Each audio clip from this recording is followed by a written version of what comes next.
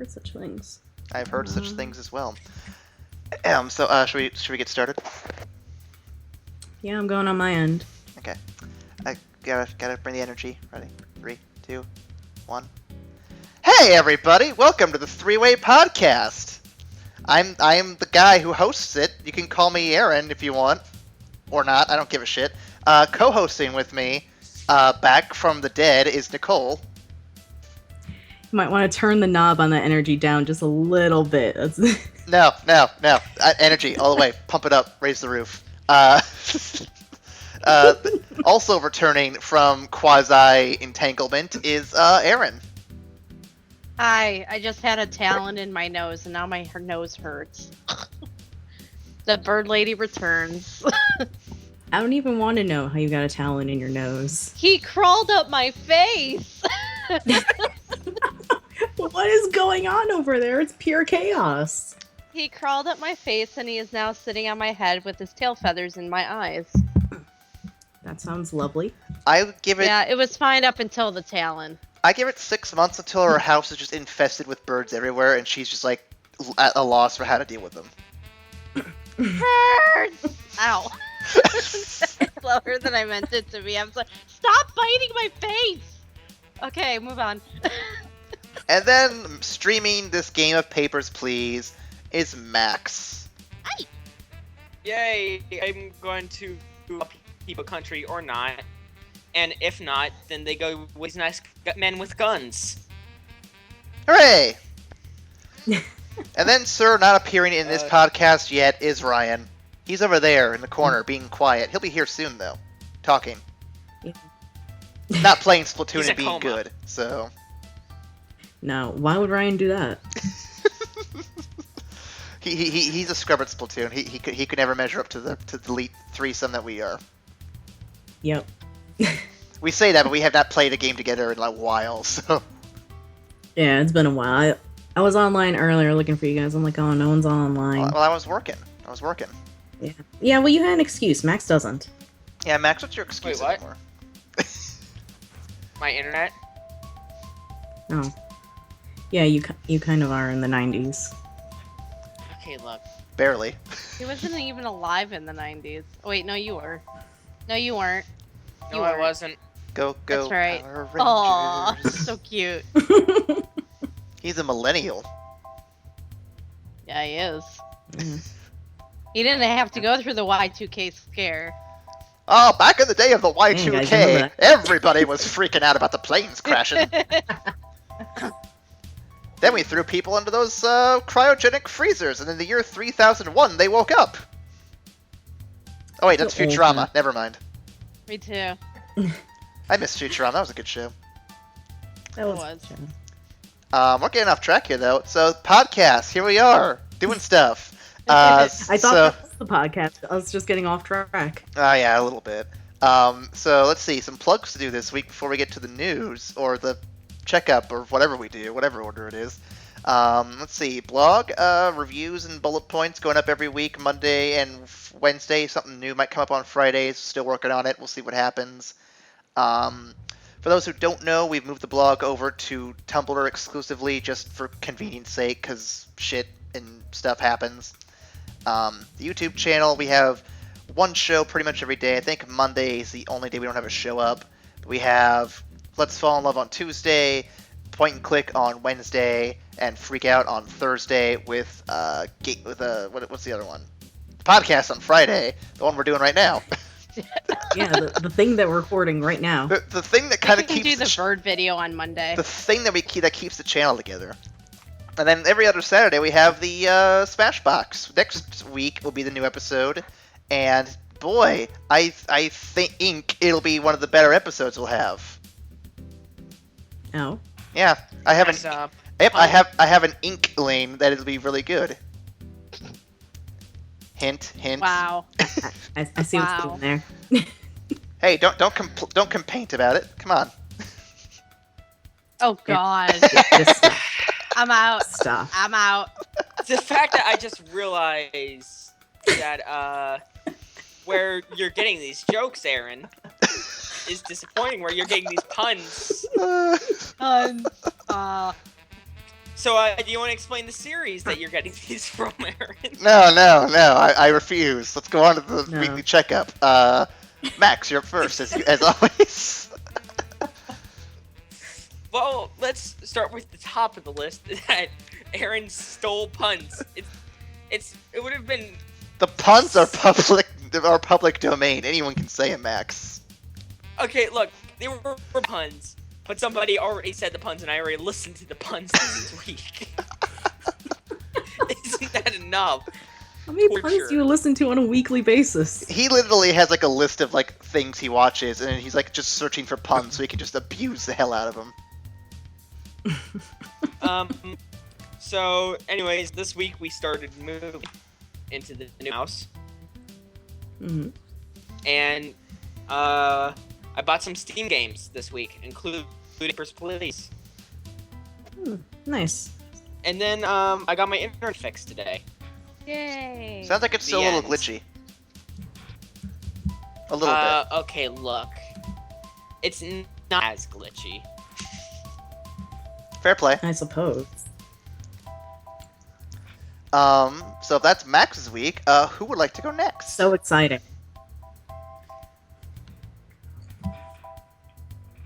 Well, I mean, Aaron, you do you both wanna were go? gone You a want me week, to? so I mean, if either one of you want to go. Yeah, we both have some time to catch up on. Is Aaron even alive? Yeah, I'm here. Sorry, I thought you were talking to the other Aaron. No, She You have to say bled. bird. I got Aaron. concerned that the birds got you. I feel like No, Aaron should no, go I'm next fine. just because we want to make sure she's alive. Yeah, right? Yeah, I'm alive, sort of. Sorry. I was gone last week because I was traveling to Wisconsin and Illinois, and then got back Monday and worked on Tuesday and today. So I'm a little like, brr. The trip was fun. I went and saw a windmill, an actual working windmill. Ow. That is a talon in my eye. Ouch. And then went to the field museum. Yeah. Went to the field museum and saw the Viking exhibit, which was awesome. And they actually had a real red-tailed hawk there, a live red-tailed hawk, sitting next to a bunch of dead birds because they were showing off the birds. And I was torn between crying and going, ooh, pretty hawk. The trip was nice. The doves were fine. Orion tried to take my dad's finger off when he was holding him, and I walked out of the room. Orion got scared and then bit my dad. So yay. Good job, buddy. And writing. Feisty. I wrote. He's a little feisty. He's just a baby. And then Everybody, a wild wrote, Ryan like, suddenly 20 appears. Oh, you finally came out the corner. over there, over here. I wrote okay, jump on my keyboard. That's fine. I wrote about 20,000 words last week. I am 6 chapters away from the end of this book trilogy. I am exhausted. My brain is exhausted. I just want it to be done now. And I got through the bad scene that made me cry. So I was crying a lot Monday night. You want to talk about But, no spoilers. I will just say bird, and that is all I will say. Am I the only one picturing Aaron in that scene of Hamlet 2 where he's just writing and crying in his underwear? Yes. I wasn't before, but now I am. it? That was a ridiculously dumb but amazing movie. Mm-hmm. Oh my Cult god. classic. There's something else I was gonna say. What was I gonna say? Oh, and despite the yelps and griping, the birds are doing very well, and I'm actually enjoying this little guy. He just accidentally stuck his talon inside my nose while he was climbing up my face. Oh God. Yeah, it was a little uncomfortable, but he's doing well. He has lots of toys, and he's making a lot of new different squeaks right now that I'm trying to figure out. And he is currently running around on my keyboard, I think, trying to take my keys off. So that's fun. But yeah, that's all that's been going on with. Oh, and I went to a wedding, and it was fun. Oh, that's good. Yeah, passport. What an he? What? What the fuck is happening? Yeah, the I birds don't know. Okay, for a second I thought my quote. For a second I Aaron, thought it was okay? my. I'm fine. Cut your internet. I stepped on a key and then all of a sudden my screen went weird. I'm not sure. And now he's running back. You can't touch the screen, baby. You're going to smash your face. But Come here. between Aaron and Max, I'm not sure whose internet's going berserker more. Oh, my internet's fine. It's the bird that went a little crazy and hit the wrong computer key.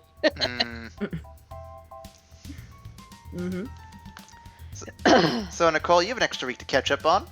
How'd it go? I do. My 2 weeks have been alright. Shane's sister came in to visit from Florida for a couple of days, which is why I wasn't here last week. We were having a cookout over here before she left.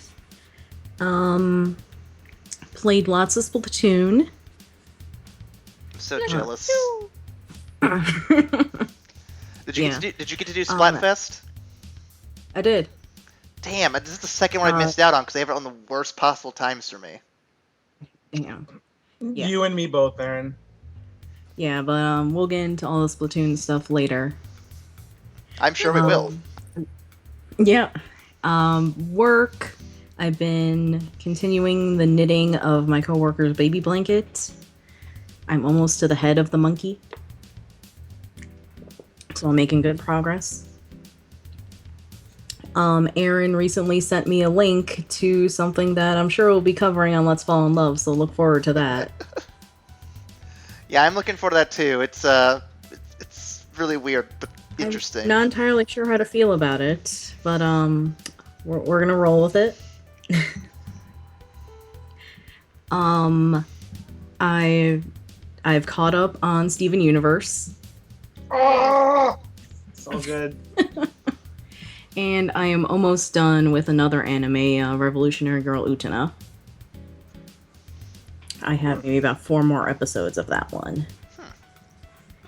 Yeah, I watched it when I was younger. I don't think I finished it. So now I'm just doing a rewatch and finishing it, because I don't remember all of it. And then I'll go on to a new anime. Might actually catch up to Sailor Moon Crystal. Cool. Yep. Yeah, that's pretty much been my week. I've been helping Shane with a lot of world building for our possible next campaign. Sweet. That reminds me of something I did this week. I'll have to remember that. Okay. Write it down so you don't forget. I'm actually going to write it down so I don't forget. You're such an old man. I'm 25, Nicole. I'm a fucking old man. Yeah, you are. I'm old. Oh, shut up, you whippersnapper. But yeah, I've been helping him do some world building for that. I realize I have a lot of lore to write just for my own stuff. Pretty much it's going to be a sequel to one of the campaigns that we did before. It was our first real long one and lasted us about a year. Yep, so now we're gonna do a sequel of it. And I realized while I was helping him world build, wow, I have a lot of lore to write. Just for my family. Lore is important. It makes the world feel more immersive. I love writing lore. Ask Ryan. The amount of lore that I wrote for the first one on my stuff was nuts. Here's a funny story that actually relates to that. Back in college, there was a guy I used to D&D with, and we were both in a writing class. I challenged him. He's like, so how much should I write for my lore? I'm like, I'm going to make you, because you think you're the best at writing stories. I want you to write 8 pages of lore for your character, front and back. And he delivered. He gave me 8 pages, like, read this shit. It's good. Damn. I was impressed how much detail he went into. Like, I was shocked and amazed. If I'm remembering right, the backstory that I wrote for my character was about maybe 4 to 5 pages, and that was just stuff that came up front. I wrote more afterwards. But yeah, good times were had, and good times will be had. We're gonna run it in 5th edition D&D. You have to let me know how that goes. You have to let me know how it goes. Mm-hmm. Yeah. It'll be a while before we actually get to run it, if that's going to be the next campaign that we actually do. Speaking of campaigns, though, when's the campaign idea Shane threw away gonna go down? Well, he's been waiting for us to all be together in one spot to pitch systems at us. Oh, well, we're here in one spot. Yeah, so I'm sure we'll do that afterwards. Okay. Yeah. Yeah, it's been my week. Ryan, how's your week been? My week's been pretty good. I'm a little late tonight because my dad wanted me to have dinner with him.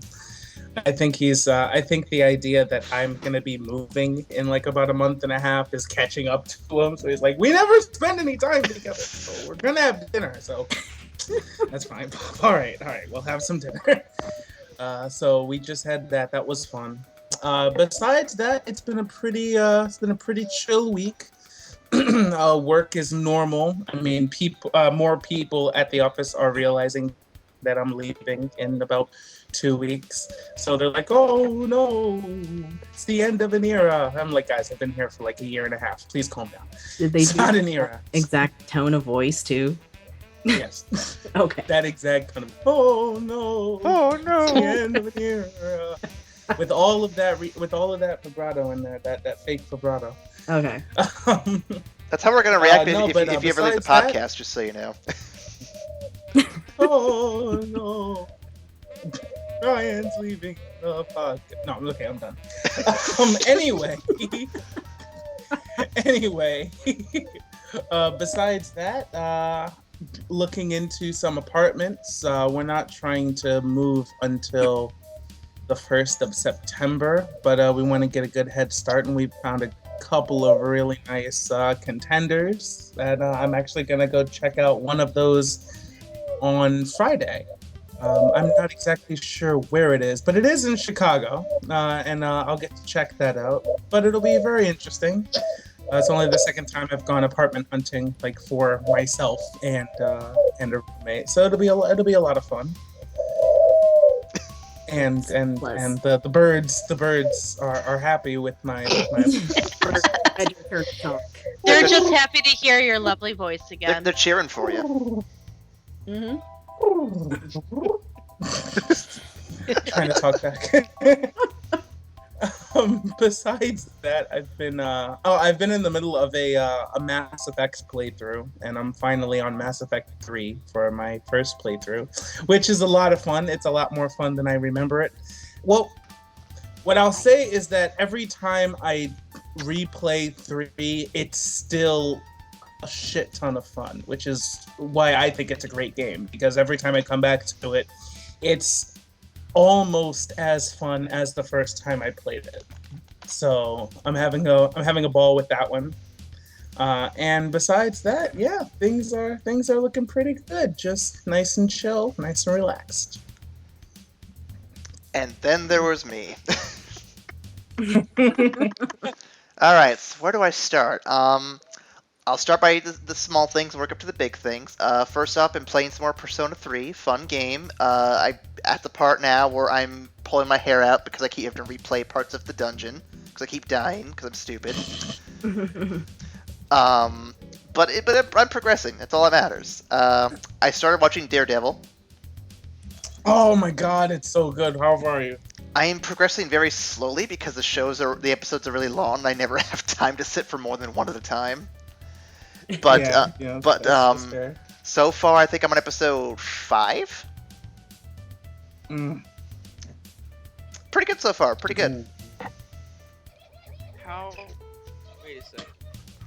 Let's see. Work-wise, last week I finished my 6-day overtime stretch, which was. Whew, let's just say I'm glad this week is normal.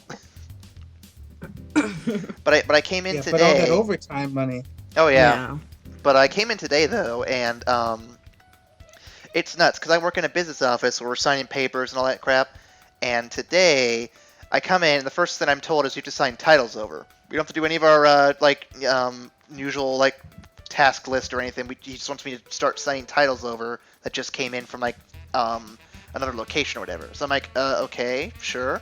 I do that for maybe an hour, and then from that point on, I get pulled away from everything else. I never get anything done at all today. And there's one task that takes like 20 minutes to do. It took me 4 hours to do because I never got a chance to sit down for more than 5 minutes. It was ridiculous. Wow. Well, we're so short-handed and we were so randomly busy. It was bizarre.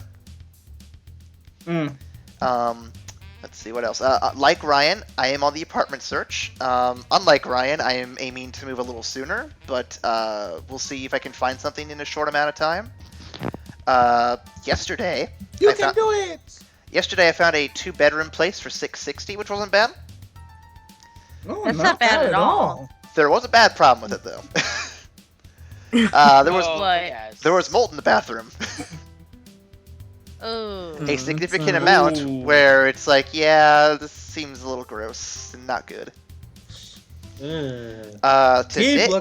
Today I found a 1-bedroom with a den and a patio for $740, which isn't too bad, and it's only like 2 minutes from work, so it saves me a lot on gas money as well. Nice. Yeah, I know. I've never lived that close to work before. And a patio would be nice. Yeah. The only issue I have with it is it's 3rd floor, which means I have to move up a bunch of stairs. But I'm fine with that if it means if it means it's just a good place in general. So we'll see how it goes. Elevator is just all stairs. Unfortunately, I've never lived anywhere with an elevator. No, really. Set up some type of rudimentary pulley system. I'm so sorry. I just said that. Rig up a pulley system and get a lot of ramps. Yes. I was thinking about what I should do is just set like a trampoline down on the ground floor and just launch stuff up onto the patio. I mean, yeah, that works too. I'm looking at one more place, or at least going to look into one more place, and if it doesn't pan out, I might go with that one just because it does have everything I need, and we'll see how it goes. So, fingers crossed it works out well. Nice, very nice. Yep, so apartment searching in 1 week, and I've turned up this stuff. That's awesome. And then last bit of news, I mentioned last week that I was starting Dungeon World, a campaign in Dungeon World this past week. And so I'll go ahead and talk about it. I don't want to spoil anything that's going on this next week in case anyone's listening. Max knows exactly what I'm talking about. I told him about it already off recording, and he loves the idea. Okay, I'll just tell you guys this. It blew my mind and had me laughing hysterically through how well thought this is. I'm a sucker for good story. You're gonna have to tell me after the podcast. I will. Suckers for So the first campaign I didn't run because my buddy wanted to kind of give us all used to the system because we're all new to Dungeon World. And he's played it before quite a few times, so he's started it. And the entire campaign was I was a thief. Shayna, the new girl, is a druid. My buddy Chad was a really obnoxiously stupid wizard. And another buddy of mine, Ben, he was a paladin who has to kill people for some reason. Because they're like infidels or whatever. Lawful evil pally? Apparently. No, just very, very strict pally. A very strict pally. Very, very, I suppose they'd still be a lawful good pally. But anyway, the idea was we were trying to like hunt down some cultists. And they were in like this temple that was underground and crap. Trying to summon some kind of like evil snake god or whatever. And it was pretty cool. Yeah. The thing that no one seemed to pick up on, and I'm hoping they don't pick up on for at least another session, is what the bad guys were. Typically in campaigns, your bad guys are orcs or something like that, right? In this game, they were dwarves. We had dwarven archers, dwarven warriors, dwarven wizards. It was really weird. Dirty dwarves. Excuse you? Ryan, I won't. Look, we're gonna go outside and we're gonna fight for real. We always fight, Nicole. But this time it's for real. Yeah, right. But there's a reason why the dwarves were doing it. I'm not gonna explain why, because that spoils stuff. But I take over the session or the GM duties this week and from this point on, because he didn't want to GM. He just wants to get us started. I planned out the entire next section of the campaign. So if they go down different routes, they're all ready to go. I have all these different NPCs. They're going to meet the bad guy of the whole thing next week, but they're not going to know who it is. Like, I'm that... Oh, I love when that happens. I'm plotting it really well out so far. It's like, just, I wrote it all, like, one night, too. And then the next morning, it'll go over and I'm like, I'm okay with this. This is good. But I'll definitely No, I love when the party. Oh, go ahead. I love when the party meets an NPC and then they turn him into the villain. Well, I think that's just us. That's just us, actually. No, it wasn't. No, screw that. It's just y'all, okay? Because everybody else turned into the villain. I wanted to be my mentor. And everybody's like, no, you don't understand, Ryan. That's the villain. That's actually the villain. And Shane was like, well, okay, I guess he's the villain.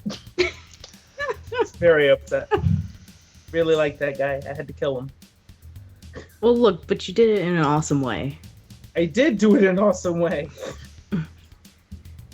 So how'd you like Dungeon World, Aaron? I absolutely love it. It's a very simplistic game to just jump into and just go at it. I think it offers a lot more for people who want to focus more on the role-playing story than the combat, I think.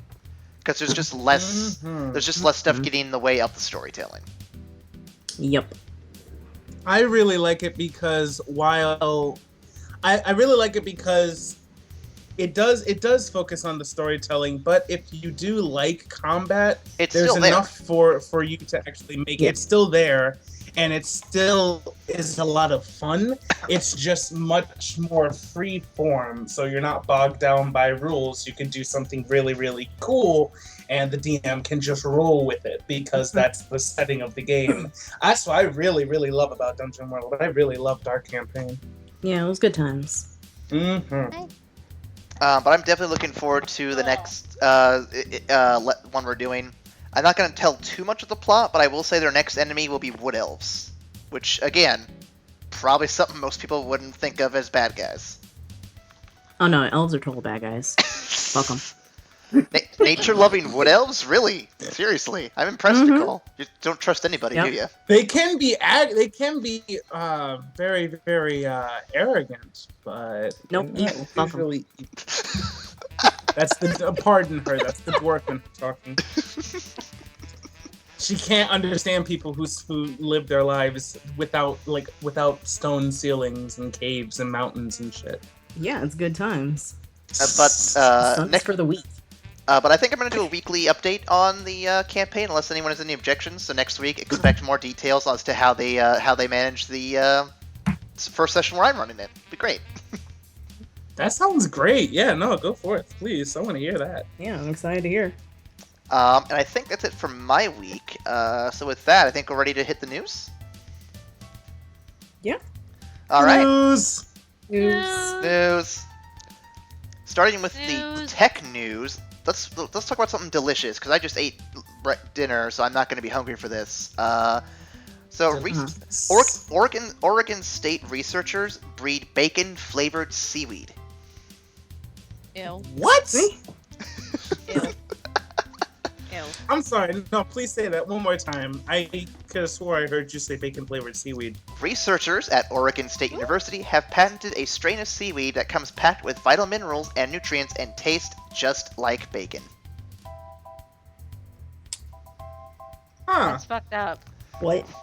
I am intrigued. Here's a quote from who's the guy on this one? Chris Langdon, I believe, is the guy who they're quoting here. Yep. The original goal was to create a superfood for abalone, because is that how you say that? Abalone? Yeah, because high quality abalone is treasured, especially in Asia. He also added that the sea snail is a prized delicacy in many cultures. The project was extremely successful, and this got the team thinking, can we do the same thing for humans? And so they experimented with it. Let's see, where else is it going to? Basically, yeah, they made the one thing everyone has joked around about, making bacon-flavored everything, and made bacon-flavored seaweed.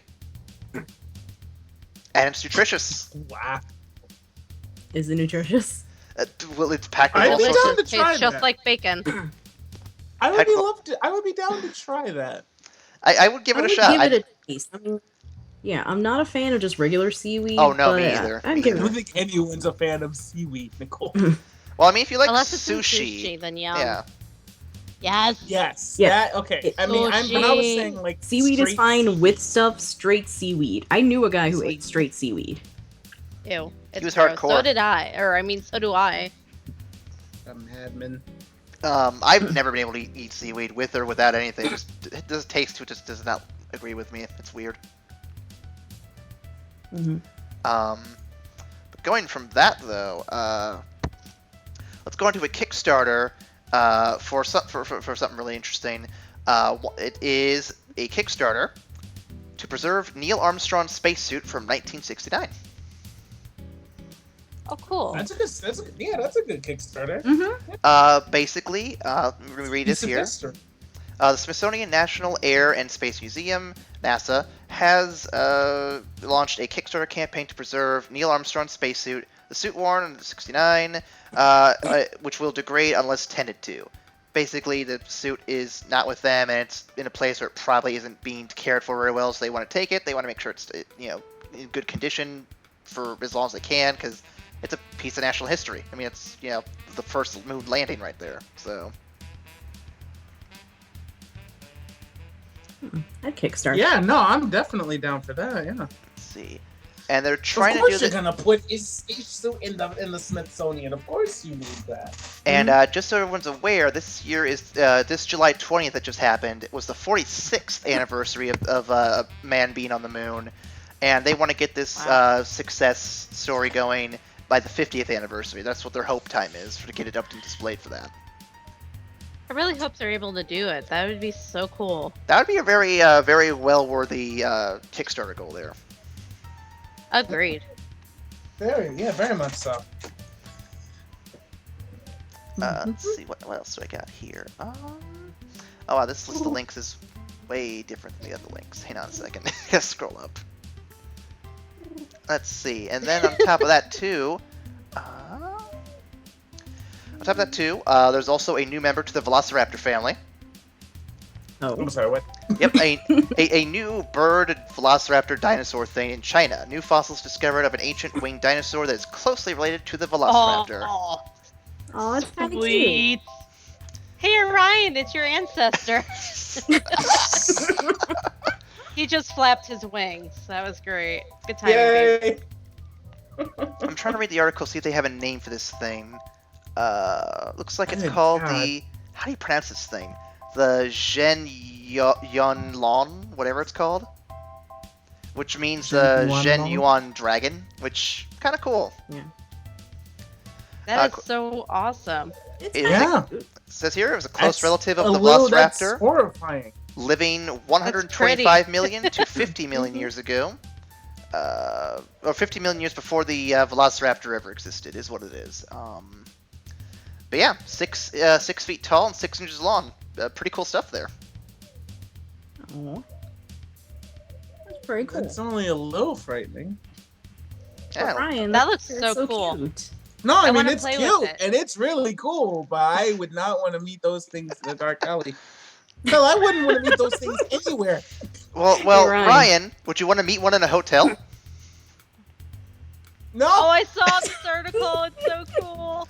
There's a hotel in Japan called the Hen Na Hotel, which is just the weird hotel. And there's a robot concierge that is shaped like a velociraptor. Why? What? It's really cool. What the cat? Oh, I It has love a the bow line in tie here. and a hat. Yes. All of the people in there are robotics. So, I mean, you check into a robot, so you can check into the Velociraptor. I just love this line in here that says, hotel owners insist there is no chance a Five Nights at Freddy's situation will happen. God, 5 Nights at Hen Na would be amazing. Furthermore, they deny that the attraction is actually a fully realized crossover between the horror game franchise and Jurassic Park. I don't know. I'm convinced now it's a thing. That's totally what it is. My favorite line in this, though, is usually a phrase such as "at Japan's newest hotel" is going to be closely followed by the phrase "a robot Velociraptor concierge will check you in," and of course today is no exception. So Ryan, do you want to stay at Velociraptor Hotel? You it. had me until they threw in Five Nights at Freddy's and just say, oh shit. But they said it's not going to happen. But they brought it up, so the idea is going to be in my head, and just animatronics of Velociraptors, bow ties, coming to eat my piece. I'm not down for this. Ryan, I gotta say that whole fear of the Five Nights. I don't even play the game. You want me to actually stay there? Man, please. Speaking of which, if you hadn't seen it yet, our finale of that series was just last week. You should check it out right now. Max and I beat the game. Yeah. Congratulations, guys. Stay tuned for Five Nights at Freddy's 2. Probably not. Why not? Because. I think my favorite video in that series was I'll probably check it out. I think my favorite video in that series was number 5, where we try to pretend it's an HR simulating trainer. Oh god, that was great. Where the failure montage begins. Let's see. I'm gonna skip a few. Max wouldn't play along. I got a few articles I'm skipping here just so I can get this one out of the way because it kind of ties in here. So we go from Robot Velociraptors to robot movies. The robot movie, Pacific Rim 2. Yes. Guillermo del Toro has spoken. Shooting begins this November in Toronto. Yeah. Score. I'm so hyped for that. Pacific Rim was such a fun movie. Slated to release April 2017, just in time for my birthday. Hey, mine too. Oh, Yeah. When's the release date? April 2017. Yeah. All right. More proof that A April little is bit after my birthday, but that's fine. more proof that April is the best month of the year. Clearly. I mean, we had Captain America 2, and we're getting Pacific Rim 2. Mm-hmm. Yeah. Okay. Yeah. It's hard to argue with that. Yeah. Angel, if you're listening to this, mark your calendar. We're going to see it. We saw the first one together. We're going to see number 2. Speaking of sequels, though, so Ant-Man, sequel to the Marvel Universe, let's just put it that way, has opened this past weekend, and it opens with the second worst opening in Marvel Cinematic Universe history, which is still better than average movies, but it's still interesting to see that. You know, I haven't seen it yet. I can understand because Ant-Man doesn't have like the huge buzz and like the recognition factor when you say, "Oh, Captain America," and everybody knows who Captain America is. Buzz. Oh, it's the Avengers, and everybody's like, "Oh shit, the Iron Man, the Thor." So I mean, you don't get that with Ant-Man, but I saw it. I mean, me and Nicole saw it. I saw it too. It was really good. It's so good. The Wombat Man. It's Marvel. Marvel gives a guy ant powers and says, "Heist movie, go," and it's the best. It's so much fun. Mm-hmm. I don't think the opening numbers do it justice for how good the movie is. Oh no, we're not saying anything about it, like quality-wise. Like quality-wise, I'd say it's probably I like it better than Avengers 2 almost. Just because one of our friends said that. He's like, "Look, dude, I enjoy this better than Age of Ultron." And I said, "You know what? It's fair, but at the same time, Age of Ultron literally had to set up the entirety of Phase 2. How long did that debate go? Oh, went for a good long while. Yeah, because I know we went all the way to the end, and then we continued it in the car. And then we segued from that debate to who's gonna get Captain America's shield next. Oh yeah.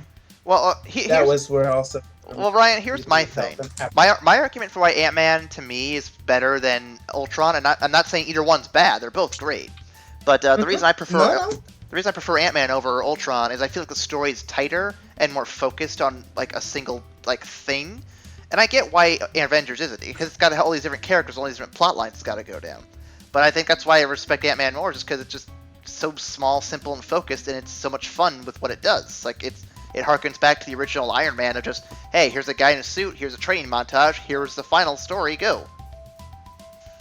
Oh, yeah, no. I mean, I wholeheartedly agree with you. I mean, Ant-Man didn't have to do too much, like in terms of the entire, in terms of the whole cinematic universe. I mean, it was this guy's entry into the universe, which is awesome. And it didn't have a whole bunch of jobs to do, so it could do those jobs phenomenally. Whereas Age of Ultron literally had to set up damn near all of the movies we're going to get up until Ultron, up until Avengers 3. And I think, and I contend that it did an amazing job by itself, and I loved the movie. I really did. But I can definitely see how people enjoyed Ant-Man more.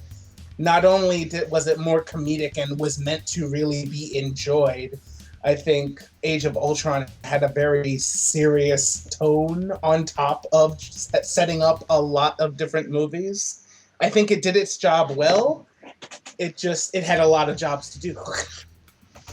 And I mean, it's better than it had any right to be, too, because, I mean, with the director changes and everything, everyone expected this movie to have some bigger issues going on, but it pulled everything off fantastically. Yeah. I will say Ant-Man pulled on my heartstrings more than Age of Ultron did. Oh, which part? Well, I mean, without going into any spoilers. You know what part we're in. The feels that I had. Oh. Serious. You talking about Anthony? Tag your spoilers, man. Hey, I just said Anthony. I'm not going any further than that. Anthony. Mad. I feels. I think what I liked about it too, though, is that the final fight, not spoiling anything too much though, because they show a lot of it in the trailer, is just how with little sets like a train, like a little model train or inside a briefcase, turns into like this big epic fight. It's like it looks so much more creative than I'd ever expect it to be. Yeah, no, it was. I didn't know that from the trailers. I didn't know that was gonna be the final fight, and it was so good. It was so good. And every now and again, you just zoom out and look at it from a normal perspective. It's just like there are toys fighting each other. Why is that train being thrown by a little man? What happened? What's happening? Then you zoom back in, and it's this Titanic thing where guys are like hitting people with buildings and fucking laser beams. And go see it. Just go see it. If you haven't seen it, go see it. Like right after the podcast, get a ticket and just enjoy yourself. It's gonna be phenomenal, guys. I will say it doesn't it does have the same Marvel problem though, where the villain is not as interesting as the hero is, which par for the course. I mean, Ironmonger was kind of the same way and all that, but overall it was still good. Actually, I appreciated that this villain just went balls to the wall because he was entirely psychotic. He was just insane. Like instead of him just being fucking just shady or whatnot, it's just like, oh, he has an ulterior motive. Ha, ha, ha, ha. This guy's actually nuts. Yeah. He's like legitimately insane. So that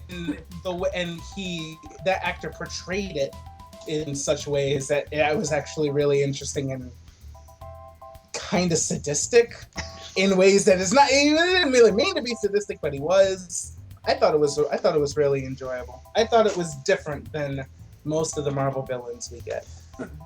Yeah, I could see that. Let's see what I have next on my list here. Well, let's keep talking about movies here. So new details about the Ghostbusters reboot have come out. We actually have names for the characters. Oh. Ooh, I didn't hear about this. Let me see if I can find him on this list here real quick. Let's see. Here are the names. I think this is the list anyway. According to Paul Feig, the guy writing the movie, the names are Aaron Gilbert, Jillian Holtzman, Abby Yates, and Patty Tolan. So, yeah, there you go. There are your names. Oh, names now. Yeah, got names. Let's see. They haven't put any other major plot details yet, but it sounds like the date they're aiming for right now is July 22nd of 2016. I'm definitely down to check this out. And in case you haven't heard yet, Chris Hemsworth will also be in the movie. Yes. So it'll be Thor versus the Ghostbusters, basically. That's all I'm getting out of this. It's really good to see Chris Hemsworth in comedy. I love it. He's a very funny guy. I loved him in that. What was it called? Cabin in the Woods. He was really funny in that. Yes. Whole movie was great though. I loved when he. You remember that video? Charlie bit my finger. I remember that one. It was like a YouTube Vine thing. Okay, little baby bites this kid's finger and it got 1 billion views. Well, Chris Hemsworth and his brother recreated that in like an epic Charlie Bit My Finger sequel. It was freaking hilarious. You know, baby bites a kid's finger, it gets to be a YouTube sensation. I bite a kid's finger and I get a restraining order. I mean, come on. What kind of justice is that? What kind of justice is that? Let's see, what else? Let's see, I got Johnny Depp visiting a children's hospital as Captain Jack Sparrow. That was so cute. See if I can get this page to open up anytime soon. There we go, eventually. Oh, yeah, 7. Johnny Depp's a good one for that. If anyone has it open, they can read it. I'm still trying to get it open. Oh. There we go. Here we go. Yeah, there it is. So he visits the Lady Salento Children's Hospital in Brisbane, Australia, in his full Pirates of the Caribbean makeup after taking some time from shooting the next Pirates of the Caribbean movie. He was joined by actor Stephen Graham, and they just kind of went around and was like, hey, let's get some selfies with these little kids, make their day a little bit better. Which, good times, good times. That's nice. The article did not forget to mention, though, that the next Pirates movie will be July 7th, 2017, which apparently is going to be called Dead Men Tell No Tales. I still have to see 4. The 4th one. With Penelope Cruz. Right. How many have they done? This is the 5th one they're working on. Jesus fucking Christ. Well, speaking of absurd things, Nicole, so you remember how we keep going on about Donald Trump every so often? And how he's kind of an idiot? I recall that. I think Angel is just demolishing him in the polls right now. Actually, I'm surprised how good Donald Trump's doing in the polls, but that's a different story. What I'm going to talk about is what he's been getting slammed for right now. Recently, he's come out and talked about... so you guys remember John McCain? Oh, this again. Now, you may not like John McCain as a presidential candidate. You don't have to. You don't like him as a politician. That's fine. But he was a war hero. You got to respect that a little bit, correct? Yeah, I can respect that. Well, Donald Trump has come out and kind of criticized his whole war hero status, saying, he was just a prisoner. It's not really a war hero. And in response to that, let's just say Wait, I'm sorry. Say that one more time? Well, I'm waiting for this damn page to load. It's taking forever, unless someone else has got it up already. I'm just saying what I remember from it. Is it up? There it goes. Finally. Okay. Let's see. God. So basically, came out and said that he didn't really consider John McCain a war hero because he was just a POW guy, not actually, fighting battles and shit like that. Wow! Oh my God! Okay. Jeb Bush eventually came back and said, this is not just an insult to John McCain, who is clearly a war hero and a great man, but also an insult to all POWs, to all men and women who have served in uniform and have been captured in battle. I mean, that's a pretty spot-on response to that, yeah.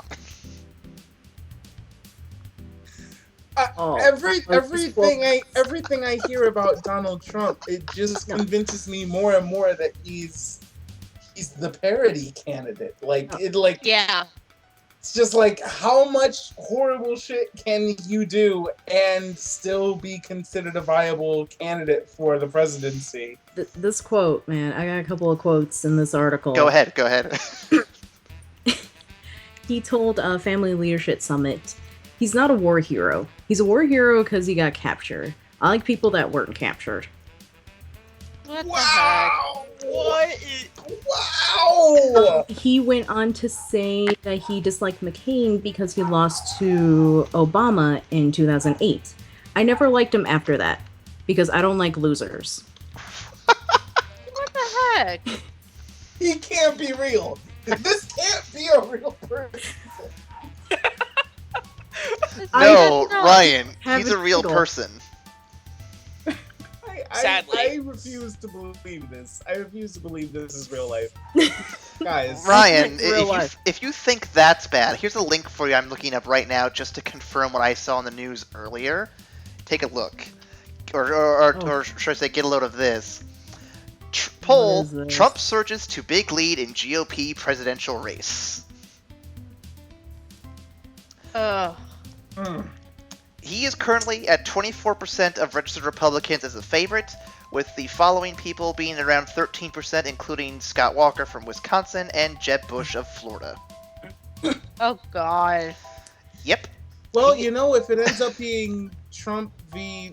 Bernie Sanders, then, it'll just be a nice, easy race, and we'll actually get somebody looking out for us that actually knows what they're doing.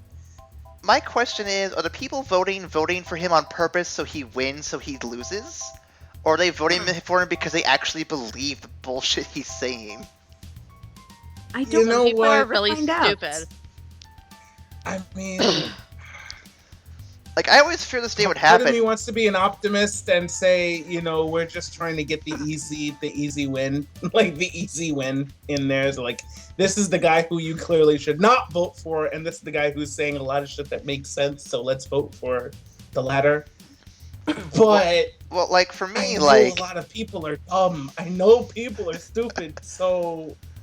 Well, like, I'm just people baffled actually by believing this. in what he's saying is an actual possibility, and that makes me really, really sad. That makes you scared more than anything, probably. I know, I'm scared. Oh, my laptop has rebuked that link that you gave me and refuses to load it. Because it's saying it doesn't exist. That's all it's saying. Yeah, I think my computer's telling me, no, this doesn't exist. This isn't a valid link. Well, my next article here, little less grim. So according to let's see what's this here. I was reading this earlier and I wasn't sure what was going on. It looks like it might be a rumor. There were rumors going around. I'm not sure how true it is now, so I'll have to look into it more. But apparently there's a potential reboot in the works for the Xena Warrior Princess TV show. No. I hope. Wait, not a reboot? A reboot. No. Yeah. Why can't we just get Lucy Lawless to do it? Exactly. Well, according to her, 40 something. According to Twitter, she says, "Sorry, friends. News of the Xena reboot is just a rumor. I'd love it to happen one day, but it's still wishful thinking at this stage." Okay. If it was a reboot with her, I'd be fine. Yeah. If we just literally brought Xena back, cool. I'm good. Yeah. Just please don't reboot it. I mean, don't completely revamp it. She Lucy Lawless is awesome. If they've got Arnold Schwarzenegger redoing playing the Terminator in his 70s, I think we can have Lucy Lawless come back as Xena in her 40s. I think this. She was in an episode of Agents of S.H.I.E.L.D., so she's still in action. Yeah. See, the problem the problem with your logic really there, Ryan, is that the new Arnold Schwarzenegger experience in Terminator, as good as he is in it, the movie itself is pretty bad. Is it really? I haven't seen it. I've seen it. I have a review coming out next week. It's pretty bad. Huh. It's real bad. Oh boy. I blame the writing more than the acting, but the writing's just I can't. I'm done. It's over. Going back to movies, actually. Now that I mention it, so Warner Brothers and Minecraft developer Mojang are actually still in works to make a Minecraft film. And surprisingly enough, they have a strange person who I would never expect to be editing or to direct the movie. It is Rob McElhenney, who plays Mac from It's Always Sunny in Philadelphia. What? Okay. Yeah. Never would have expected him as a director, but apparently he's directing the movie. Weird. Wait, is this the guy that was also in Pacific Rim? or is that the one of the other Charlie. actors? Because I don't. That's Charlie. That's Charlie. That's Charlie. Yeah, Okay. different guy. Different guy. It's weird though to go back and think of Charlie as a scientist though. It still baffles me. He's only done. Oh, this guy. Okay, no, I see it. He's only directed TV. This concerns me slightly. A bit, but we'll see how it goes. Like, I'm still on the fence on the whole point-and-click adventure with Minecraft to begin with. A movie is a whole other step I gotta figure out. No. Yeah, I'm not sure how. What's the story? No, my concern is as a filmmaker, he's only directed a TV short and TV episode. I'm concerned as a director. Nicole, he's got to start. Good. He's got to start somewhere. Yeah, but I mean, let's face it, all the Minecraft fanboys are just gonna run and all the tickets for this. So was this really a good thing for his first movie? Well, I mean, then again, he can probably just do whatever he wants with it, so he's not ruining anything. People pay money for it, so I mean, you can't get worse than Pixels. So let's just say the bar's set really low right now. Was Pixels really bad? There have been reviews saying it is an abomination right now. So okay, can I ask something about Pixels real quick? Am I the only one who expected it to be bad? No, I completely expected this. No. Okay, good. When I heard, I didn't expect it to be good. I was more hopeful that it might. My initial response to hearing about it was, oh, a movie about video game characters just attacking the city. That sounds kind of cool. Then I look and see who the actors are. I'm like, oh, Adam Sandler. Well, I guess I'll just put this in the shit pile for now. I have liked some of Adam Sandler's stuff. That's why I was like, this would be good. But he's very hit or miss for me. When was the last time you liked some of his material? Shit. Hold on, let me think. Well, we're all right. How long ago was The Waterboy? I just looked. There was a related article somewhere, and I was drawn to it by the title. Some jerk ruined Pixel's perfect 0 Rotten Tomato score. Yep, I saw that. At which point I had to look up what its score is. It's in at a good solid 9%. Oh, it was 10% earlier. Oh, shit. Oh. It was 0 for the good half of the day there. Yeah, someone ruined it. Bastards. Man, it could have been a record setter for the worst movie of all time. Right. And some asshole had to go and ruin it. I don't want to pay to see this movie, but I'll probably do the Amazing Spider-Man 2 thing that I did, or I'll just find it online somewhere and watch it just so I can see how bad a train wreck it is. Hollywood, you're not tricking me out of my money again for a bad movie. I know what you're up to. Not again, Hollywood. Not again. So, Nicole, question for you then. Should we go to the community corner, or do you have some sports news you want to go to first? Well, sports kind of relates to gaming, so we can leave that for gaming. Okay. Well, then let's start with the community corner, and then I'll have something else to read here. Starting with the first item, a cool dad built a custom Mario Kart nursery. Oh, that is awesome. Yeah. Oh, that's really good. It's probably one of the coolest nursery projects I've ever seen. Mm-hmm. I wish I was handy and could build cool shit for my kid whenever I have a kid. I wish my dad was cool and built this. Learn. Shut up, Nicole. All I'm saying is those pictures are really clear. But man, like, there's even a little video that kind of just goes over all the details, but it's really good. Really good. That's awesome. But in other community news, though, this one's a little more somber, but I think it's also got a feel-good moment to it. So, as everyone is well aware, Satoru Iwata passed away last week, and since then, there's actually been a petition for Nintendo to make a Iwata-amiibo in honor of his memory.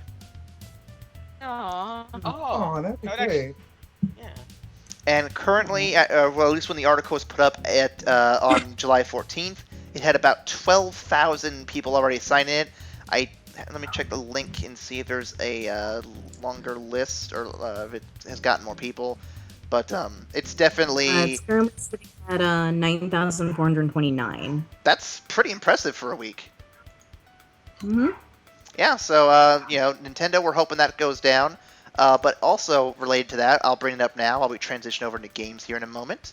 Nintendo is looking for a successor, obviously, for Iwata, and experts are saying Miyamoto is not likely to be the person. Miyamoto, obviously, is one of the big creators at Nintendo who does a lot of the big games.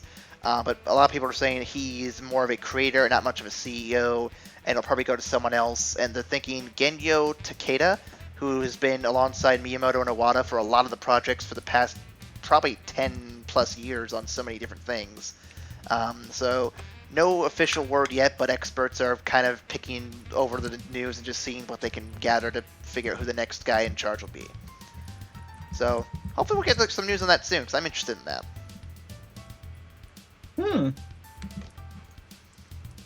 I definitely agree. I don't expect Miyamoto to get it. I think he's definitely I think he's better as a guy in the field making the games. You know? Yeah. I have officially signed the petition. I am not surprised, Nicole. I want an adorable Iwata amiibo. That would be a pretty cool thing to have, though. Mm-hmm. Too bad there's not like a Kickstarter for it, where you can actually just sign in and just get it after they succeed. Mm-hmm.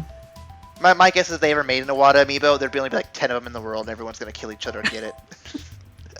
10, that's pushing it, man. That's pushing it. It might actually be 4. Right? Remember, this is Nintendo amiibos we're talking about.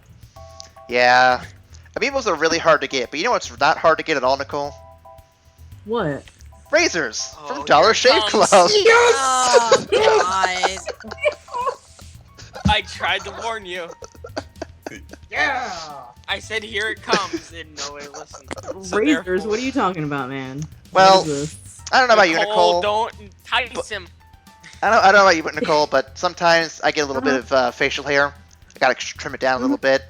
And getting razors at a store is just expensive. I have to put on pants. I have to get in a car and drive somewhere. It's a hassle.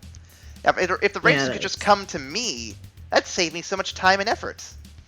Well, you know what? There's a good place. That'd be a miracle. That convenience. It's not just a miracle. It's an actual thing. It's called dollarshaveclub.com/evac station. There's a link in the description below. You click there, you can get razors sent to your door once a month for only $3.99. $3 goddamn dollars at 99 cents. It's amazing. I don't know if I believe you, man. There's a link in the description. You should click it, and then you can see the truth. You can see the truth of the razor. Oh, but I'm busy looking at other stuff. Isn't there something I can type in? Type in. What do you mean? You know, something I can type right here. Maybe dollarshaveclub.com/evac station. dollarshaveclub.com/evac station. If you want to type that in your search bar, you can do that too. That's a perfectly valid way to do it. Alright. Yeah. And don't think it's just for facial hair. You can shave your legs, you can shave the cat, you can shave whatever you want with these razors. There's no end. Warning, I will not shave any cats, so that's probably a bad idea. We do not condone cat shaving. We do not condone the shaving of cats. Lines. That's hilarious. You said shave cats and my cats just left. No! Both of them were in here with me and they just left. They're like, fuck that shit. I don't know what shave means, but I don't like it. That makes me smile a little bit just hearing that. I thought it would. But speaking of Kickstarter, because I know we mentioned it when we were talking about the Iwata amiibo, let's skip a story here for a minute and go to the Shenmue 3 Kickstarter. It's finally done, and the final total as of 9:51 p.m. on what day was that? The 17th is 6,333,295. Wow. Which I believe is a record in a lot of different ways for a game on Kickstarter. I hope so. Yep. So, good job, guys. You paid Sony a bunch of money up front for a game that won't exist for probably another 1.5 to 2 years. Good on you. Good on you. Mm-hmm. Sure. I mean, I respect the guys who are making the game, but I just feel like there's a lot of weird stuff behind the Kickstarter on this where I want to get more details before I can say it's a success. You know? Yeah. But hey, still good on him for at least getting that game funded. Now let's just see if it gets made. Yep. That's the important part. Soon it'll be made. But you know what game has been made, but still has problems working? Oh, what is that? Well, I have a couple here actually we could talk about. Let's start with the obvious one. Batman Arkham Knight. Mm-hmm. How's that going? Well, for console gamers, it's great. They get to play the game and not have any problems. For the guys on PC, they're gonna have to wait till September for a fully functioning version of their game. Excuse me? Jesus. Yep, there are so many bugs. They have pushed back the re-release date for September. Jeez. For people who already own the game, for people who already own the game, there will, however, be an interim patch out in August to hold them over until September. What that will actually fix and keep them alive for, I don't know, but yeah, this game will not be back on Steam until at the very least September. So what I'm hearing is the game will maybe work in September. Yeah, you actually have it pretty much. What I'm hearing is I need to purchase it for a console and not on my PC. What I'm hearing from this is wait for the Game of the Year edition when everything's fixed and all the DLC's on one little bundle. No, even then it won't be fixed. Does this mean that you still want the free Batman Arkham Knight? You're forgetting the key word is free, Max. I don't have to pay for that shit.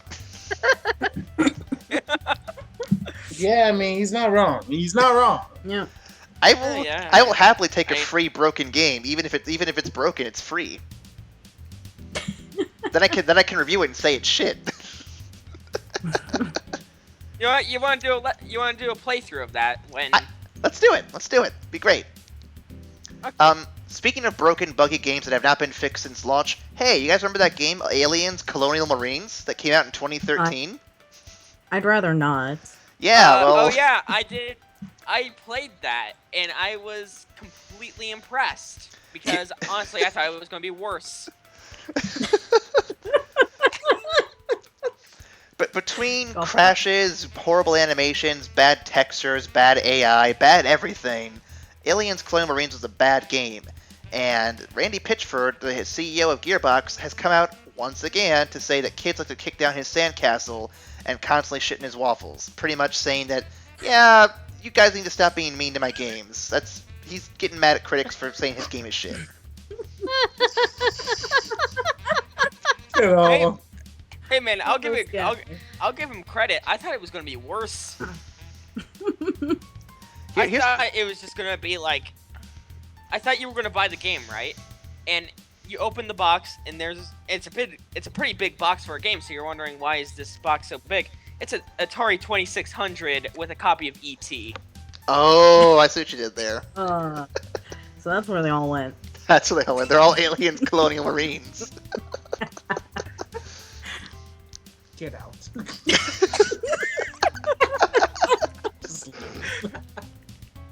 But yeah, this game was just not well received in any respects at all, and he's just pretty much throwing a tantrum over this and Duke Nukem Forever, saying people need to stop critically bashing his games.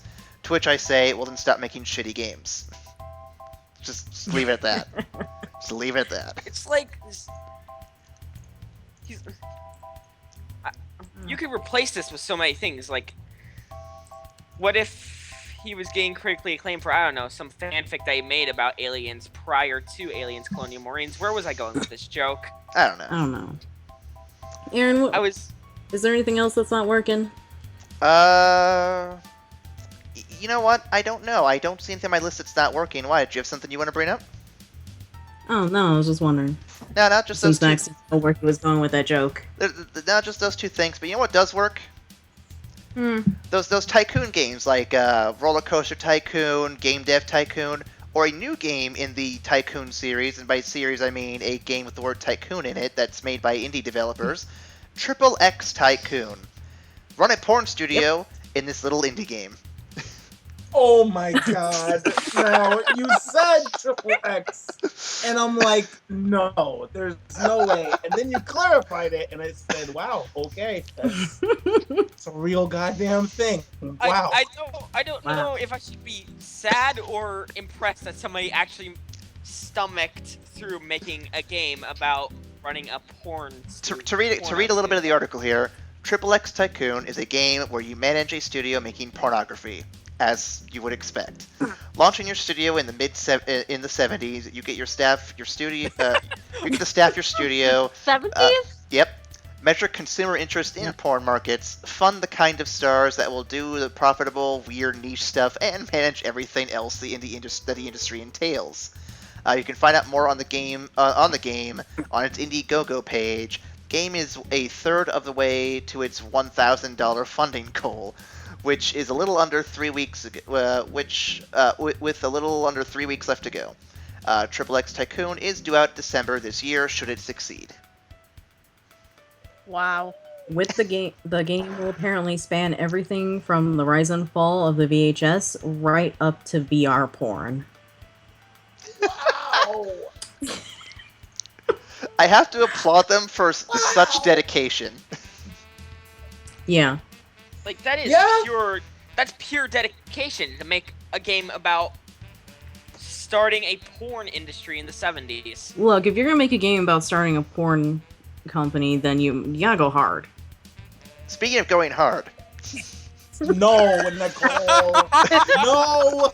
God. No. Remember a few weeks ago. Why did you have to put the segue? I set him up perfectly. Well, anyway, a few weeks ago, remember when we had the discussion about a game called Rust, where they had randomly generated penis sizes for people playing the game? Oh yeah, I still own that game. A little bit. Well, they finally updated the game, so now you won't just get random races or penis sizes, but also genders. You can now actually play as women in the game as well. Hey, it's all based on your Steam ID, so yep, join the game, and you too can play as a naked woman running around a bunch of naked dudes with random penis sizes. So hooray! Instead of penis sizes for men, breast sizes for women? They haven't said anything about that yet. I'm sure there is, but I have to look into it. I would think so. That's only fair. Yeah. But to quote the developer, Mr. Gary Newman, to clear up some confusion, when it does go live, you won't get a choice of whether you're male or female. We're not taking any choice away from you. You never had a choice to begin with. Let's see. Thanks, Gary. This is the same guy who made Gary's mod, by the way. Yep. Let's see. He stated, referencing the criticisms that arose to the whole randomly assigned race thing when it first came up, a man's voice coming out of a woman's body is no more weird than an 8-year-old boy's voice coming out of a man's body. Which, to a degree, I can kind of understand that logic. Yeah. So yeah, I'm looking forward to seeing how that goes down. Let's see, going on from there, well, speaking of the creator of Gary's mod, let's talk about a mod. You guys remember the game Skyrim, don't you?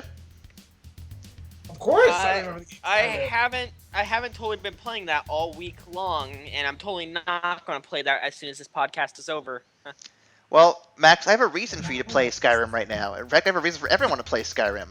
Because you remember that other game that Bethesda made? I think it's called Oblivion? I think so. Oh, wait, hold on. I think I know where this is going without the story, without looking at the news, because I was going to bring it up, and then I decided not to. Damn it, Max, just let him finish. God. No! Cool. No! Just be cool! I thought we established that I cannot. I want to hear Aaron bring... I'm sorry, Aaron, please, continue. Well, from the same minds that brought you Skywind, there is now going to be Skyblivion, the Oblivion mod putting the world of Oblivion in Skyrim. No. Currently, it's still in a buggy, not all the way finished state, but you can currently look into it. I think it is available for download. You can try out what they've gotten done so far. It looks damn beautiful. I gotta give them credit for all the effort they put into this one. Because Oblivion was a pretty big world to begin with. I have to finish Mass Effect. I can't go back to Skyrim yet. I have to finish Mass Effect twice. One for Renegade and one for Paragon. And then I will check it out. Ryan. Renegade for life. I love both of them. I have a male shepherd that's going Renegade, then I'm playing Femme Shep for the first time as Paragon, and she's really, really awesome. I'm mad that I haven't played her before. She's really cool. And then, of course, another article I want to bring up is a game called Flock, or called The Flock. It's a horror game with an expiration date. And to clarify that, where's the quote here? See. Well, basically, what this is, it's a horror game that's coming out for PC, and how it's going to work is it has a red light, green light style gameplay, where individuals will look for a light artifact, and they will use it to kind of navigate the map and solve objectives, while other players try to get it, but they can't move, or they'll die if they're hit by the light of the artifact. However, what happens is the game will continue to populate with everybody in there, and then they'll stop sales of the game. And once the game's in-game population drops to 0, I got it backwards.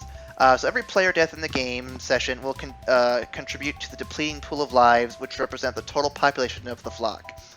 Once the population reaches 0, the developer will cease sales of the game entirely, and only players who purchase the flock prior to this point will be able to participate in the finale event, after which the game will be taken offline permanently.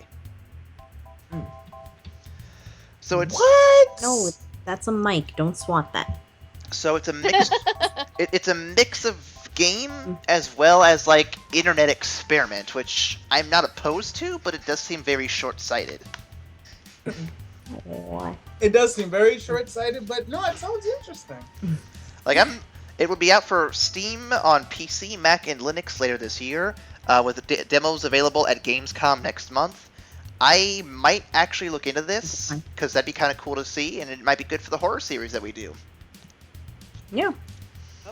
Be one of the first multiplayer horror games we do, I think. I had a cat in my lap. I see. What did the cat do? Just sit there? Try to swat at the mic. That bastard. I mean, it's my younger one, so he really didn't do anything. Fuck. Yeah. I took his paw zone, made him type. And now that we've gone through everything, it's time for the Nintendo news, because somehow there's always a good segment of Nintendo news to talk about. So where do I start, guys? I'll let you pick. Do you want me to pick the Pokemon, Pokken Fighters? Do you want me to do Federation Force Metroid? Or do you want me to talk about Splatoon? Splatoon. Pokken Fighters. Nicole, what are you voting for? Pokken Fighters. Pokken I was Fighters? hyped for the Pokken Fighters. Yeah. Alright. So, Pokken Fighters, as you know, released in Japan about a week ago, 2 weeks ago now. So this week, the announcement was made that Pokken Tournament will be available for testing at the arcade restaurant chain Dave & Buster's. What? According to executive Kevin Baucus, I can't think of his name, this news is somewhat unsurprising considering the specific Dave & Buster locations will also have Tekken 7 available for testing in the near future. What? Yep. So if you want to play Pokken Fighters before it gets to consoles, if it ever gets to consoles, Dave & Buster's, that's your place to go. I don't think there's anything anywhere near my place called Dave & Buster's, so I think I'm out. You just blew my goddamn mind. We've been saying for how many years that we want to go to Dave & Buster's? Now you have an excuse. What? Now you have an excuse. Alright, so group outing to Dave & Buster's, y'all? Yeah, I think so. Yeah, I think so. Meanwhile, I'm going to start petitioning for Dave & Buster's to get to Iowa somewhere. Anywhere, just somewhere around here. Maybe one day. Give us something to do out here. Aside from, shucking corn. And tipping cows. I think we'll close with the Splatoon news, because I think that's Nicole's segment this week. Yep, and doubles of sports. So I'm going to do Metroid Federation Force really quick. Sports. So, Sports. Sports. So, Sports.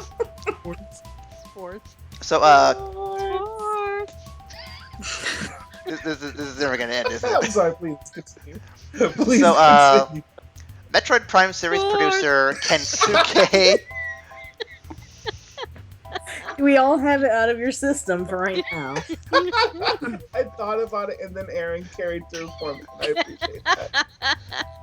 Okay, I'm done. I'm sorry. It's cool. All right. But Metroid Prime series producer Kensuke Tanabe revealed that he expected a lot of negative reaction for the Metroid Federation Force game, but he has been saying that the response to the people who played the demo has actually been really positive. People have been saying that they didn't expect much from the demo, and after they come out of it, they actually are very happy with it.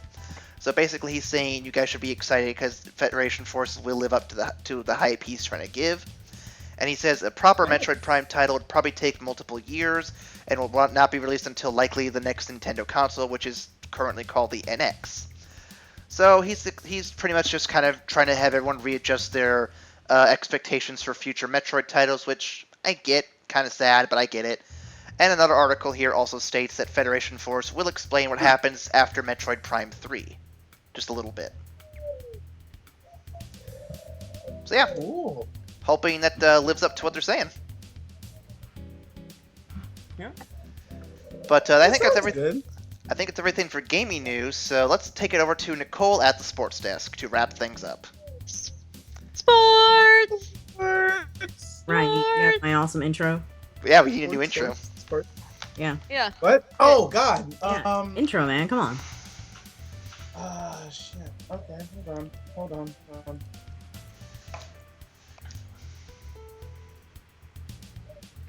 Sports. Oh.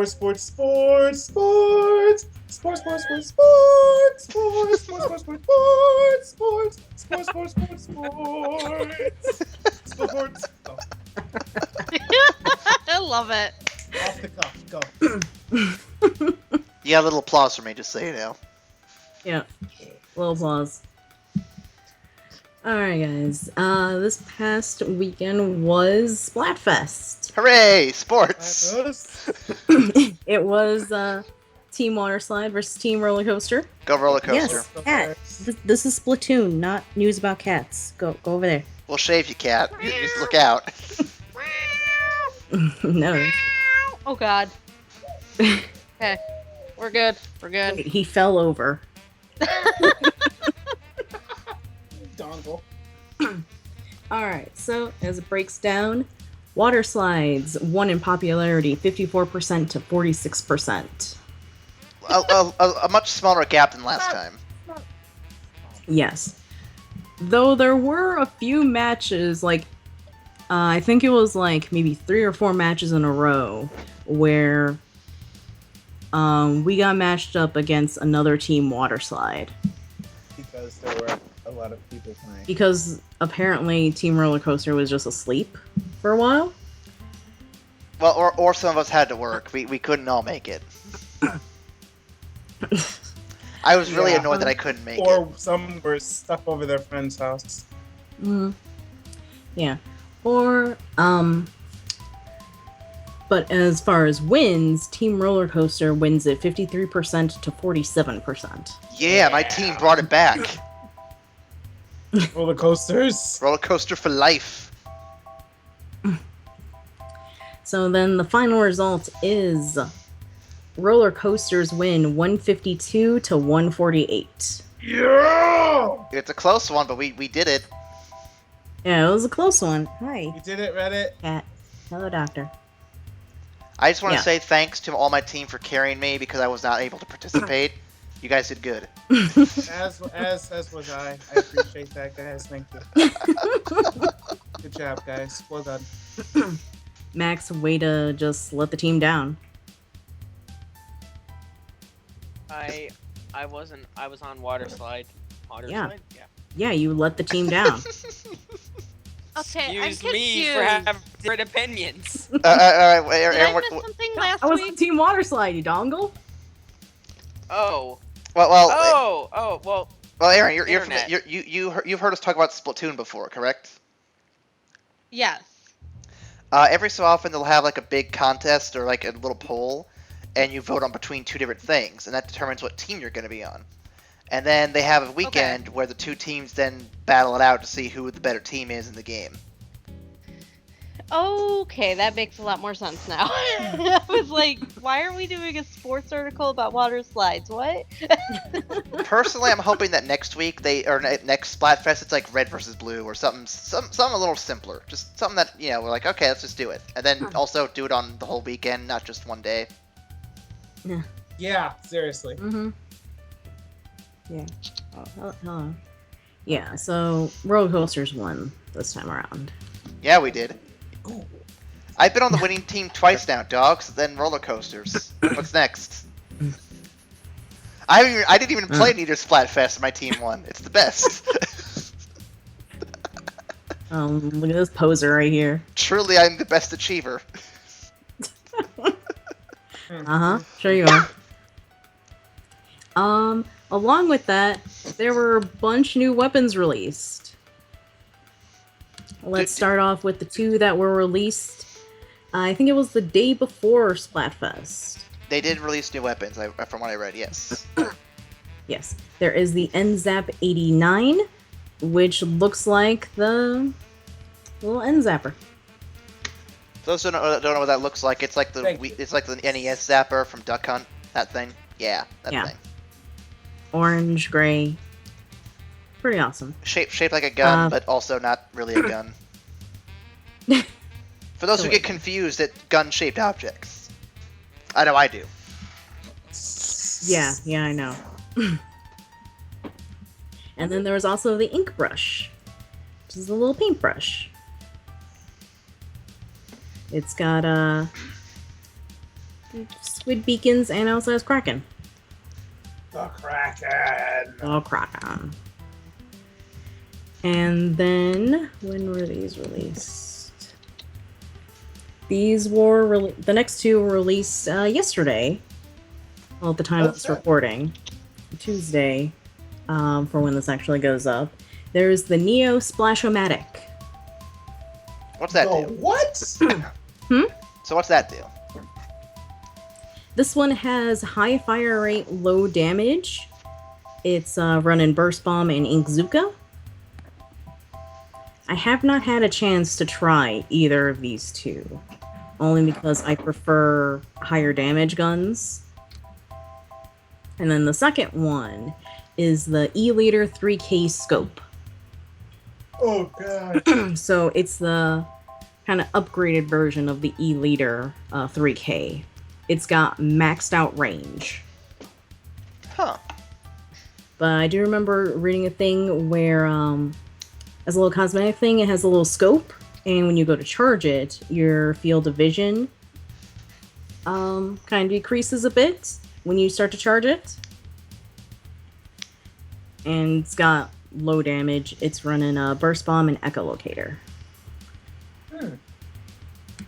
Never really found much use for the Echolocator, honestly.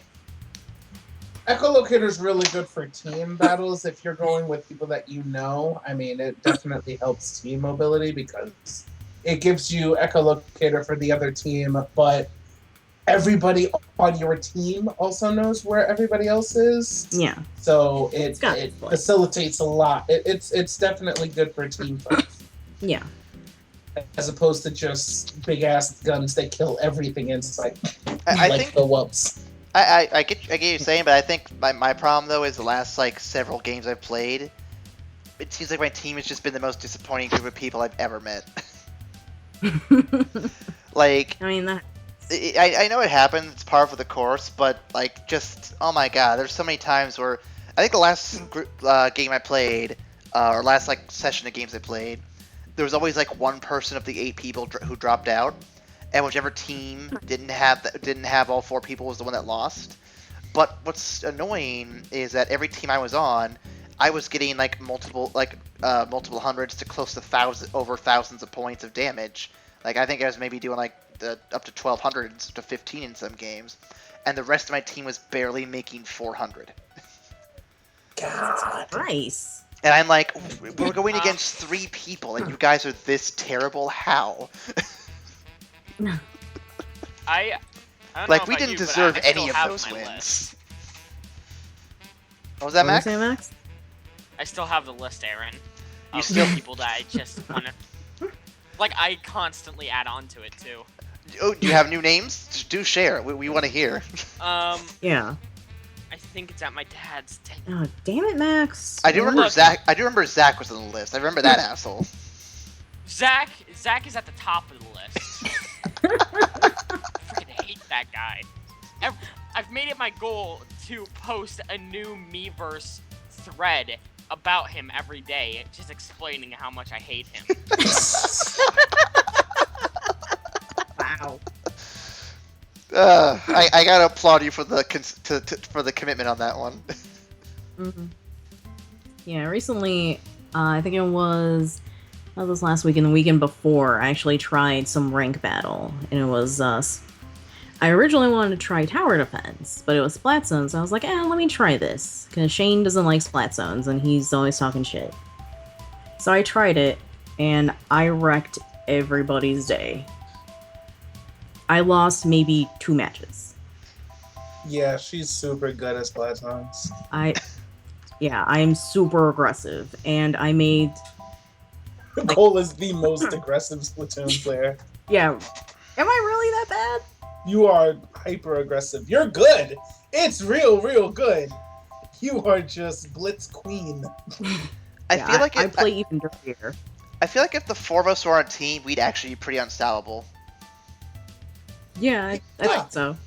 Yeah, Aaron, you've seen what happens when you and me get together. Imagine, like, I'm assuming Nicole's better than me. Ryan is probably below me. Let's go, Max. Wow. Shots fired. Don't let the level 14 fool you. It's because I don't play that often, but when I do, I wreck people's faces. Right? Look, you gotta understand, I couldn't have let that opportunity pass up. You better back up. You better back up them words you talking, son. I do have one story when I was doing splat zones. Ryan can confirm this. So I'm defending one of the zones in the Port Mackerel stage. And a guy up top throws down the killer whale on like 3 of us. Kills 2 of my teammates. I managed to dodge it by hugging the wall. And the guy thought that we were all dead, so he came down and I just wrecked him and his friend. Yeah, she inked and like hugged the corner, and literally she had like millimeters on the screen that much from the wubs. And the guy's just like, oh yeah, all right, fine. And she's in the ink. So as soon as he popped down, she came up and said, hello, bah! Dead. It was the best thing. My heart at the end of that match, I was done. I have a good I got like a good Splatoon horror story that happened. So we were on the not the skate park. I think it was the mall map actually, and for some reason I was the only one moving forward, like blitzing through the other side. Like, who cares? Whatever. I made all my way to the other side of the map. No one was touching me. Like, I was just over there just destroying these guys, like covering everything. And I thought we were gonna win. And that was like about the 2-minute mark. And then I get hit, and I'm like, okay, I'm out. But I look at the map later, and the rest of the team is like getting up to where I was at. And spawn takes like what, 5-10 seconds, probably, right? Yeah. So I'm watching the map as the time ticks, and slowly but surely my entire team dies in the 10 seconds, and then the other team proceeds to just destroy everything I worked for in the 10 seconds I'm gone. I'm like, what the fuck did you 3 do in those 10 seconds? Wow. We ended up losing because I could not build it back up, and no one was supporting my move at all. It was like the worst thing I know ever. Ollie actually reminded me of another thing that happened when I was doing Splatfest. Oh god. Or Splat Zone. So there was this sniper who was just raining down death on my team, and I'm like, why is no one going after the sniper? You need to take him out. Because I think he was running like the E-leader on it, so he was just up high. Or no, he was far back, just raining death and chaos on us. So I just bull rush him all the way back to his spawn, and then I take him out. He had no chance. Have you planned a trip to play on that Moray Towers level yet? Yes. Oh my god, it's all things I've hoped and dreamed. It's the map I figured you'd love most. Yeah. Also, I was sitting there when it came out, and within one round, Aaron already comes up with a strategy and perfects the strategy. Yeah. My first go around on that map, I came up with a blitz strat, and then my second go around, I implemented it and just tore them up. Well, like, how we determined it was, we just jumped down from our area, just all the way down to the, bottom level as quick as we could. And then as Max, works his way back up our side to make sure we get our area covered, I'm sneaking up to the side of their end and just slowly, infesting their area. And it's a dual-pronged tactic that worked really well. I loved it. Nah. You gotta get dirty. When I did it, I had Ninja on. So I blitz down with Seekers, and then I go up that ramp up on the side, and I ink there. And in that perfect spot, you can see the shadow of the guys that are above you, and I Ninja Seekers up their ramp, and I slowly climb up. Oh my god. That is ridiculous. Shadow strats. Are you kidding? There was a dude, I saw his shadow. He was gonna launch an ink strike, and I took him out before he got it off. I saw his shadow. See you. Got him. I want to explain why I truly hate Zach, though, with a burning passion. Go ahead. Oh, Lord. Go ahead. So, Aaron, do you remember? I don't know the name of the map. You guys will probably know the name of the map, but it has moving cars in it, and it's a warehouse. Port something. Port Macro. Yeah. Yeah. Well, so we push up to spawn, to the enemy spawn, and I hear Aaron sort of cussing under his breath, trying to push forward. Well, I turn around, right? Because I keep inking areas, because as soon as they spawn, they try to ink an area, and then I'll kill them and just re-ink it. I turn around, and here's Zach just facing the opposite way, trying to ink an already inked area with a sniper rifle. What? And it just pisses me off for some reason. And I can't communicate with him. So I'm over here, I'll swim in front of him, shoot the area behind him, trying to signal that he should be focusing behind him, and just nothing's working. And then this process, and it was just more annoying at first, but imagine this process repeating itself a good 10 times. Well, and what's really sad, I think I saw the same kid do, aiming at the ground the entire time. He never aimed up. He never aimed in front of him. He always, was looking at the ground. The entire time. Oh my god, there was a sniper on my team who was just aiming at the ground, rapid firing, and I'm like, dude, what the fuck are you doing? These kids need to get on my MLG level. Right? They need to get on our level. Tuning. They need to start implementing shadow strats. Shadow strats. I'm coining that term. Ryan, confirm it? Yeah, I gotta confirm that. It's been coined. Shadow strats is a thing. So, I guess my next question is, when are the four of us going to play a game together? Because I want to do this, as soon as possible. We need to work out a time and a day. How about this? I can do after the podcast. I can do tomorrow. I can do we'll work Friday. The details, but Aaron, before we wrap up, we have one more thing that we need to cover. What thing's that? So on the Tumblr, you can send us fan mail, and right. We have some fan mail. We have some fan mail on the Tumblr. It's glorious. I'm a little scared. It is. I've picked one out for all of us to answer, and maybe next week we'll answer another one. But are you guys ready for this question? I want you to think real hard about this one. All right, I'm ready. Yeah. This is gonna be horrible. These are my people. Let me hear the question. Ryan, don't associate yourself with these people until you've heard the question. Oh boy. All right, are you ready? Are you guys ready Yes. for this? Okay. Yeah. If given the opportunity to choke slam any fictional character into a bed of electric spikes that would break off at 5 minutes and dump them into a pit of boiling hot acidic jizz, which fictional character do you feel most deserving of this? Any why? Oh my god! Tumblr! You have not. Oh my god! I love it. Okay. Ooh, good question. It was hard to keep a straight face in that. Wow. Oh my god. I know. That one guy from Point and Click that me and Aaron just wanted to die the whole time. The sniffling little cowardly dude. He'd be a good choice, yeah. Yeah, he'd be a very good choice. Max counts as a fictional character, right? Oh. I got a good answer. I got a good answer for this one. Slippy Toad from Star Fox 64. Fuck that guy. Oh man. Fox, you gotta get this guy off me.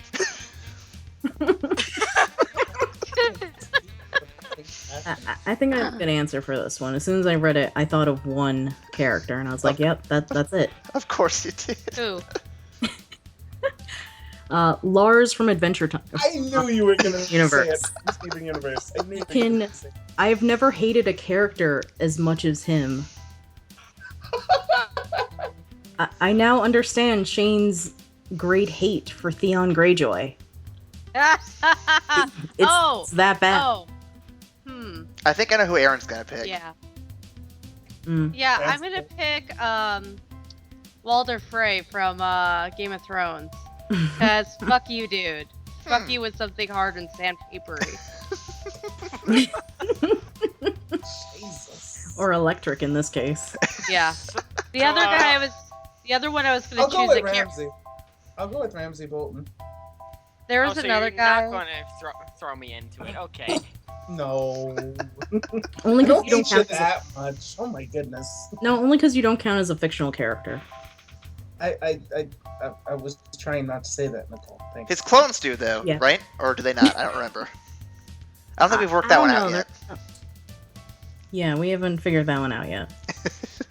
No, it's because it's because I don't hate him that bad, guys.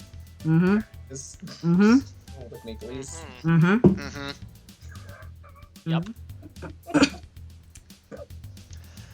Do we want if you want your questions answered, you can send them into the Tumblr, and we'll answer them. Send more golden questions like that, guys. Please. That Nicole, was do we have any other questions we can answer tonight, or do we want to just do that one for now? I think we'll leave it at one. We talked a lot about a lot of stuff tonight. It's a long podcast, overlook surprisingly. Yeah. But next week, we'll answer another one. Okay. Yes. More amazing questions, if you please. Jesus. Choke slam into electric spikes, which break away after 5 minutes into a pool of acidic jizz. God damn, that is hatred. That is hatred. You need freaking poet too.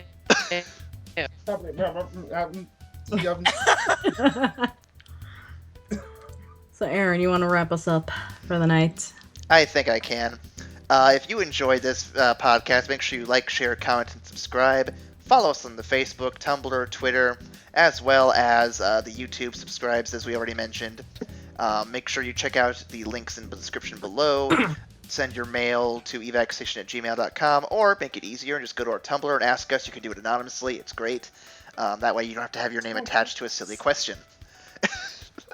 Or the Who wouldn't want to own up to that question? It's a beautiful question. It was a beautiful Yes. question. brought Let's to see. your... What else? And of course, check out our other stuff, our other videos, our other blog posts. New stuff will be coming out here soon-ish, and we hope to get more stuff up as time goes on. I can't think of anything else at the moment. Nicole, am I forgetting anything? Last I checked, we were at 42 subs on the channel. We are going up. Yep. Quick reminder, once we hit 50 subs, Max will do that lovely Q&A that we have been hyping up.